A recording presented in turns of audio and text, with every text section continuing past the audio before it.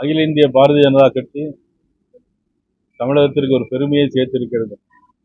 நிறைய பெருமைகளை சேர்த்தாலும் கூட எல்லாவற்றிற்கும் மேலாம ஒரு மணிமகுடமாக நமது தமிழ் மண்ணை சேர்ந்த நமது தமிழ் சொந்தத்தை ஒருவராக மராட்டிய மாநிலத்தின் மேதகு ஆளுநராக இருந்த சி.பி. ராதாகிருஷ்ணன் அவர்களை இந்திய நாட்டிற்கே துணை ஜனாதிபதியாக ஆக்கி பெருமை சேர்த்திருக்கிறது பாரதிய ஜனதா கட்சி. எங்களது அகில இந்திய தலைவர் ஜே.பி. நட்டா அவர்களுக்கும், எங்களது உள்துறை அமைச்சர் மதிப்புக்குரிய அமித்ஷா அவர்களுக்கும், பாரத பிரதமர் நரேந்திர மோடி அவர்களுக்கும் எங்களது மனமார்ந்த நன்றியினை ஒட்டுமொத்த தமிழகத்தின் சார்பாக தெரிவித்துக் கொள்கிறோம்.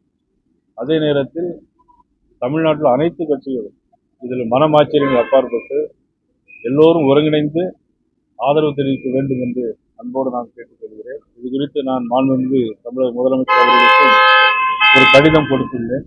ஆதரவு தர வேண்டும் என்று கடிதம் கொடுத்துள்ளேன். ஆக அவர்களை வாழ்த்து சொல்வதற்காகவும் என்னுடைய தலைவர்களை சந்தித்து வாழ்த்து சொல்வதற்காகவும் நாங்கள் டெல்லிக்கு செல்கிறோம். இந்தியா கூட்டணி சார்பில் தமிழகத்தில் வேட்பாளர் அறிவிக்கப்படலாம்.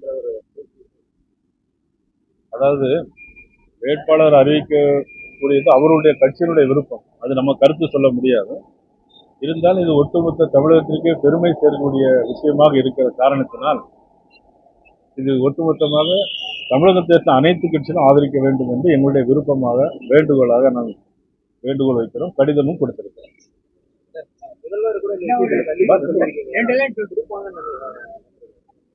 அது கொடுப்பதும் கொடுப்பாததும் அவங்களுடைய விருப்பம். ஏன்னா தமிழ்நாட்டிற்காக தமிழ் மண்ணிற்காக நாங்கள் எல்லாம் செய்கிறோம் என்று நமது முதலமைச்சர்கள் பெருமையாக கூறிக்கொள்ளக்கூடிய இந்த நேரத்தில் இதையும் சேர்த்து கொடுத்தால் அது பொருத்தமாக இருக்கும். செய்திகளை உடனுக்குடன் தெரிந்து கொள்ள கீழ்கண்ட கேபிள் மற்றும் டிடிஎச் நெட்வொர்க்குகளில் எம்நாடு செய்தி தொலைக்காட்சியை காணுங்கள். பாதகம் செய்பவரை கண்டால் நாம் பயம் கொள்ளலாகாது பாப்பா. மோதி மிதித்து விடு பாப்பா, அவர் முகத்தில் உமிழ்ந்து விடு பாப்பா. அண்மை செய்திகளை உடனுக்குடன் தெரிந்து கொள்ள இணைந்திருங்கள் எம்நாடு தொலைக்காட்சியுடன்.